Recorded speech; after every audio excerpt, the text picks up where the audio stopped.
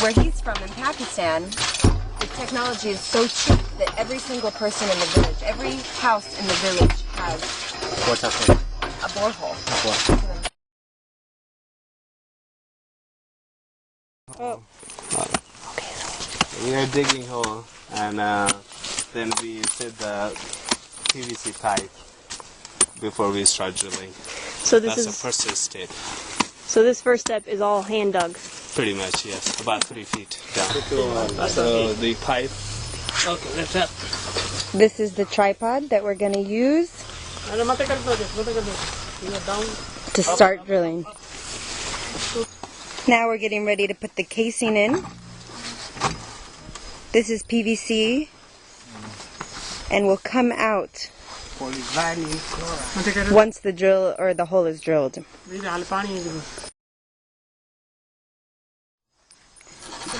Here we go. Drop it. Yeah. Do it again. Same thing. Keep doing it. Yeah, keep doing it. So this rod, this metal rod that we put in here, you call it a drill? It's basically a manual drill? Up. So then you clean it out, put it back in. And Santos, this is done in areas mostly where you cannot get to by car. Yeah. Yeah. It's hard to get the big reach to some places, so this would be a simple technology too. You know, you give the... What are the benefits for this technology? It might be cheaper. It's Cheaper and everything is above the ground. You can Yeah. repair it. One person can repair.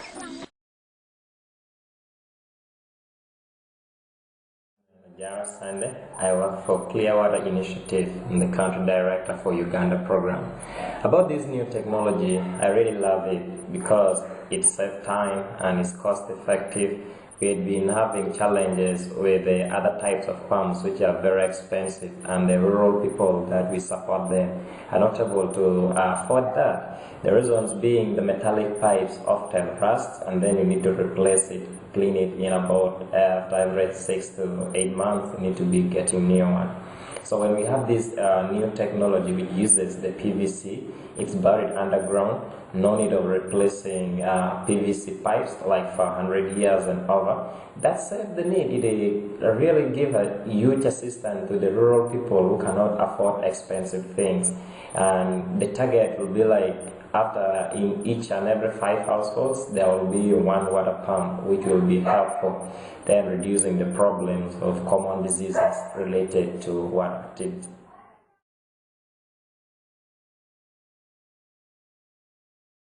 I am Kyla Mitchell, otherwise known as Team Kyla, working with Aid Africa here at Loyobo near Gulu, Uganda.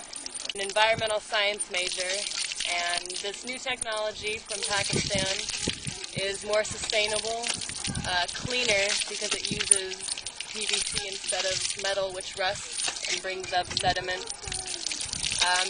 The physics of it is better than the old technology that they were using. There's less materials, cleaner water, cheaper. I don't think it can get much better than this.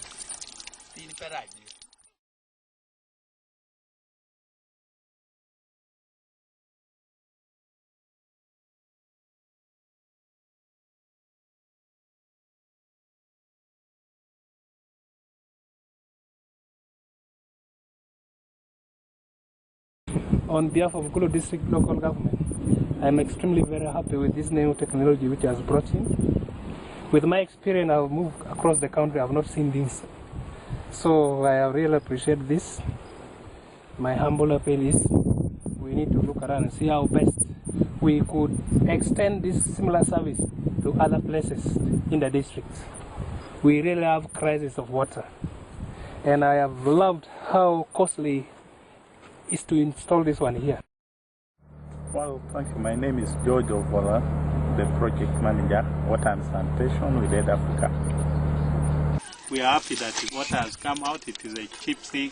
I hope it will be good for the whole community of Africa, and people can get, so that each household can get water and serve. It is so cheap that everybody could have it, and so that we can have clean water in every home. So do you think Uganda needs to adopt this new technology? I think not only Uganda, but I think it should be the whole Africa too, since it is more economical, looking at the economical prices, looking at the price. So long as we can access clean water with a cheaper way, I think everybody, to help the poor of the poorest, we need to adopt this and make it ourselves more efficient. Yes.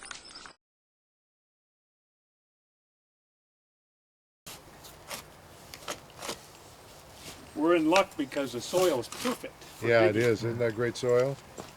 So Naimat, why are we digging this and not using the drill bit right now? Where we want to have at least 3 feet deep, because it will help to fit, because this tripod is not big enough, and the pipe that we're going to use is just only 10 feet. So we want to make sure that, you know, we can easily put the drill bit inside the pipe, we can reach it. So that's only one of the reasons we are at least digging 3 feet down. I mean, we could use an 8-foot section instead of a 10. We could. But is that enough length to drop it and everything, or do you know? Yeah, it should be enough. We could use a 8 feet or a 10 feet, and Yeah. because I thought 10 feet comes in comes in a different Right, country usually they standard. come 20 foot, yeah. Problem with biosand is you have to keep the inside of the biosand filter wet. You have to keep throwing water through, and if you don't have any water, I mean, the tar desert has only 8 inches of rain a year. And so they dig underground cisterns, and that water becomes polluted, and then you could put that through. But if you don't even have an underground cistern, you're bringing in water from another place every day. One of the things you can do is then set up a bank, basically of 12 or 15 or even 50 biosand filters. Put the water through the biosand filters. Either bag the water or find old bottles of the right variety. Then use the sun, basically solar disinfection, basically pasteurization, to take out the very last bit, and then basically, well, in the tar desert, you'd bring it around on camel carts, and you deliver water like the old milkman. That way, I suspect that's what we will do in tar. In Turkana, they actually have hand carts. They don't even use camel carts; they use hand carts, and will deliver water that way, and they can deliver it at about a 10th or 15th of the cost of the Coca-Cola water, and it'll be purer than the Coca-Cola water. There. So that's a specialized technology which we would only use. And here comes Dell and Suzanne Livingston. So, I'm sure everyone's really aware, but I just want to put some perspective on this. In going to the villages and working there, the number one thing that I saw was most of the children are dying from really preventable diseases.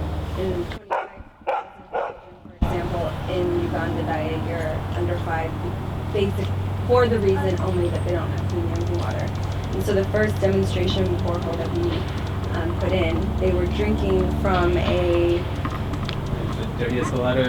small, green-brown puddle, basically, and so now 800 of them have When you see the worms moving, they just move with the hands and fill the jerry.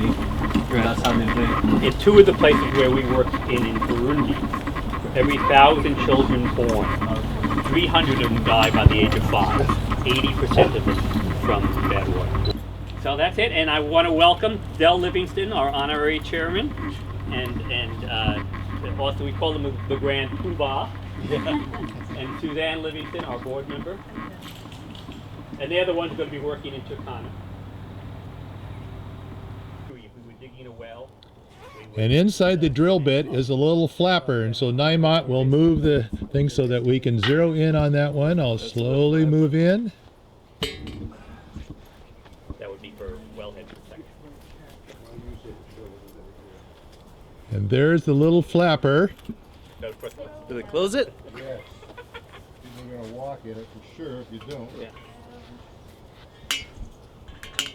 That's how we were getting soil from Africa, then all of a sudden we hit the rocks. Oh, yeah? How far down did you hit the big rock? It's an SLR and all the things like 20 feet or something? And it was Well, the big rock, it depends. From 30 feet to 70 feet. Yeah. The big thing is that this part is important. We have to make it central, and then this casing has to be exactly like, you know, no curvy or anything. That has to be straight. So when it goes down straight. Probably would put it right about here. Keep the mud out of the grass.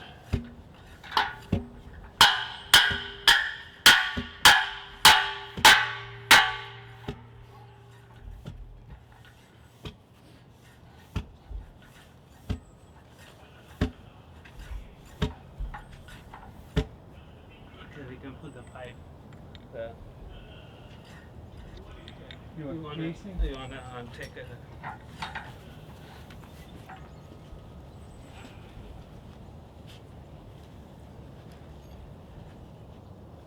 Do you want to clean this out before you do it, or does it Want to matter? tip it over and put the bit in first? Yeah. Okay, you want me to go down another foot right in that hole so we have room to clear? Because that will not come out of the hole. Okay, let's do that. Yeah, let me go down here. Well, there's enough left, so it'll come out.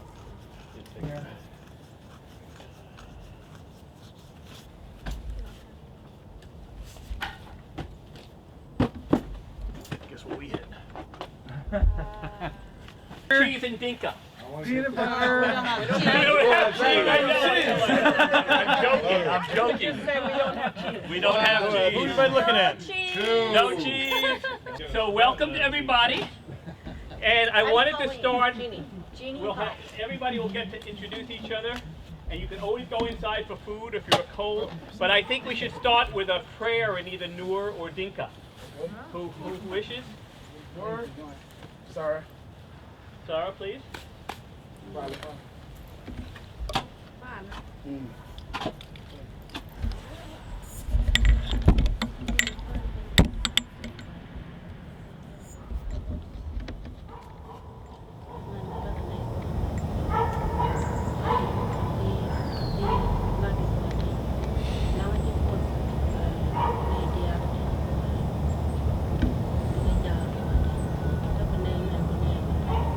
It's easier just to.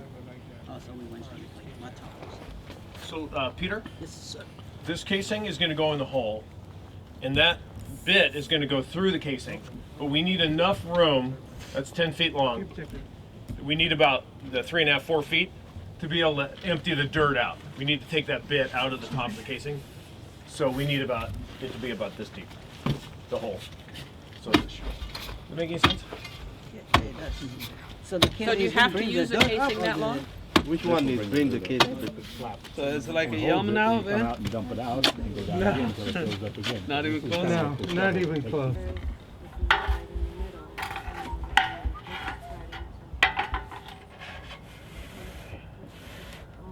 Okay, make it straight. Okay, so we need a level. I've got a pocket. Freaking away, we're not gonna find the level there. So let's All you have to do is keep the rope in the center of the pipe and it will be perfectly plumb because that's where the thing drops. Gravity will keep doing its job unless we do something really bad. Yeah, now it has to be plumb. dropping it down, I guess.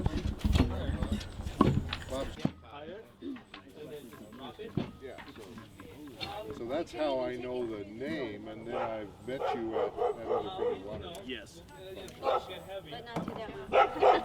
And then these we do 20 times, and then pull it out, and then do one 20 times. That's another way. There's another hose here we can hook up. This one is how heavy you think it's going? It's a good bit.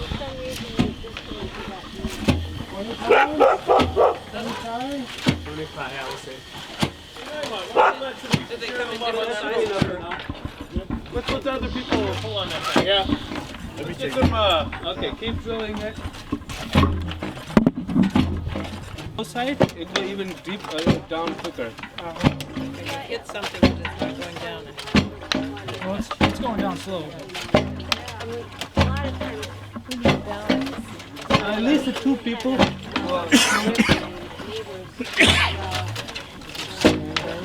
Naimat, how do you know when it's full? We'll get heavy, and at least we do like a 20 times. I think we can pull it out, and then we can see it. You ready to pull it out? Okay, pull it out. That's slowly. We don't have enough room to get it all the way out yet. Yeah, that's another problem. Keep going until we fill it.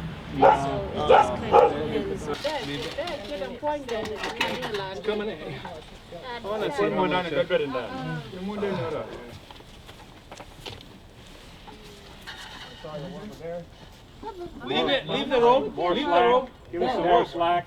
Rope. More rope. Slack. Let it go. What? Huh? You didn't even go 5 centimeters.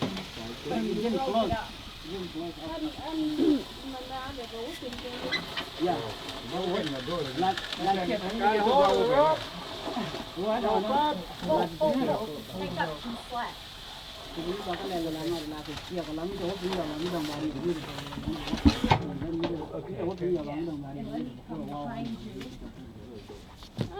always use water with it, right? And people rotating, right? Yes, of course. What water is there?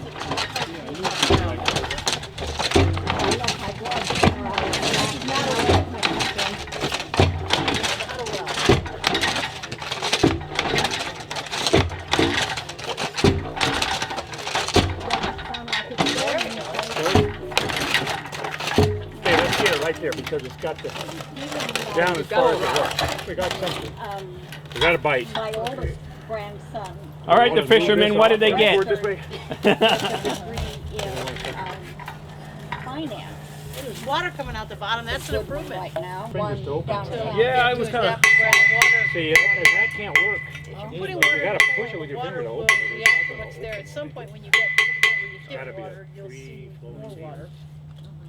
And Yeah, at that point in time, it was kind of stuck in a closed apparently the position. water table here is Was there anything come out? Just some little rocks. Okay. I don't think we have got any success quite yet. But we've got a lot more experience.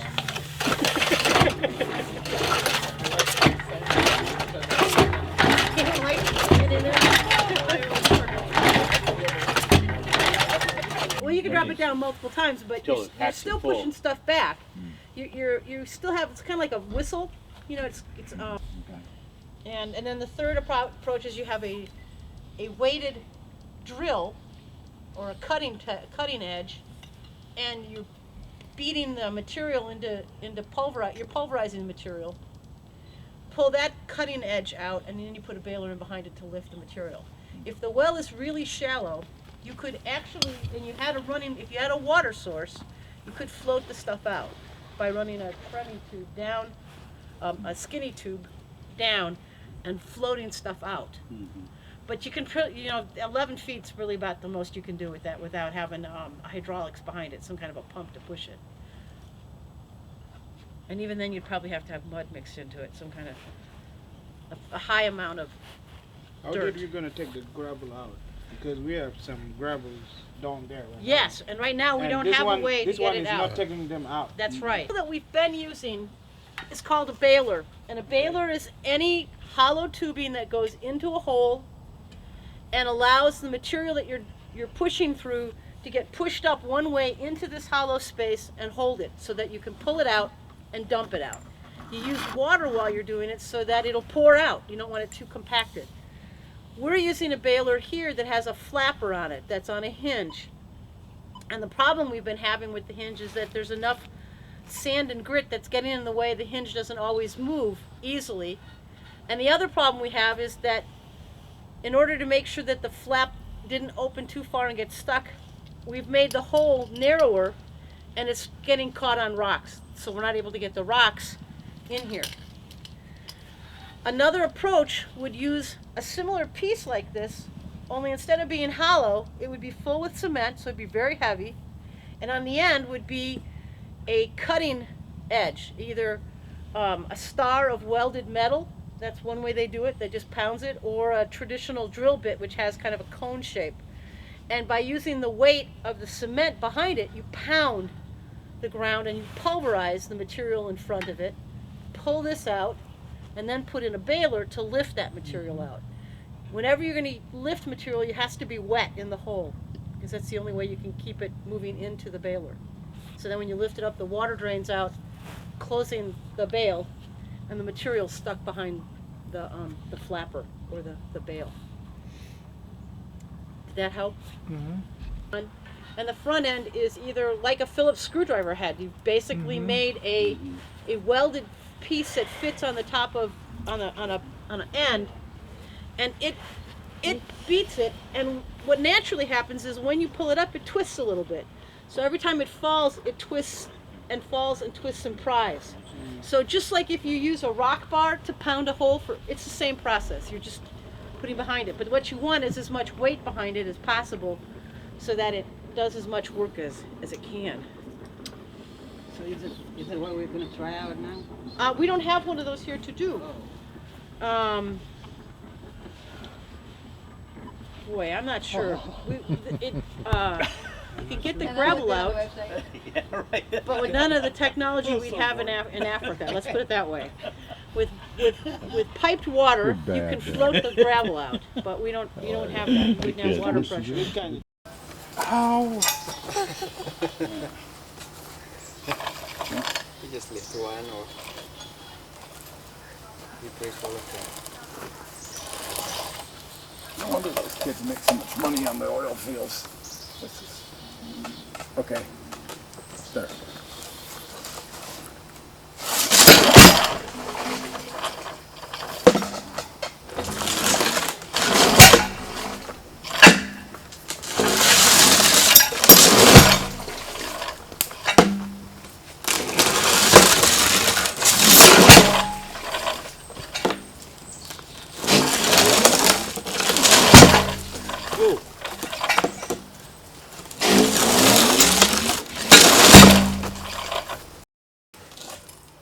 There was an Irishman up in Tacoma that did that. God, nothing. Maybe.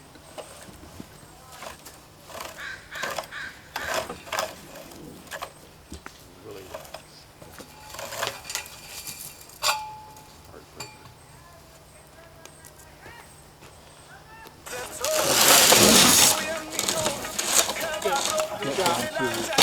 Well, look, he didn't answer his phone. There's no point in going anywhere. Be outside.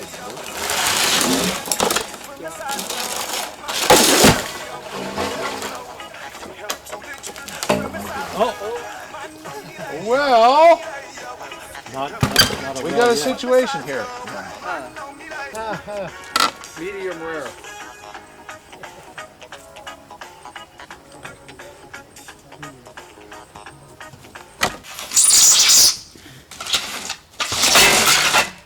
Okay. That works. Now it's loose. Now.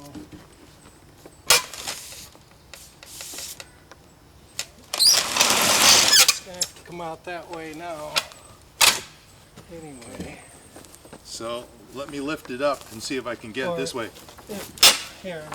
Oh, let's just let it slide out this way.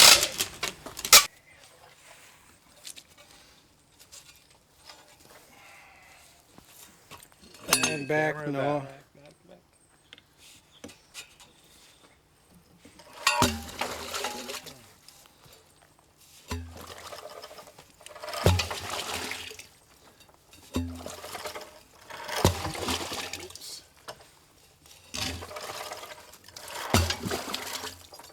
Take it out.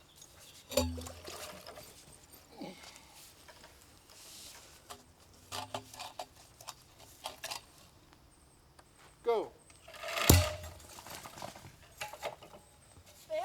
Yep.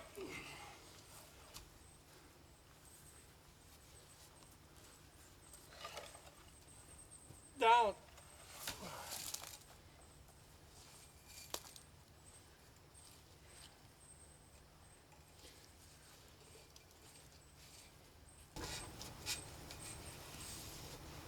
Okay. Go. Go? Yep. Go. Drop.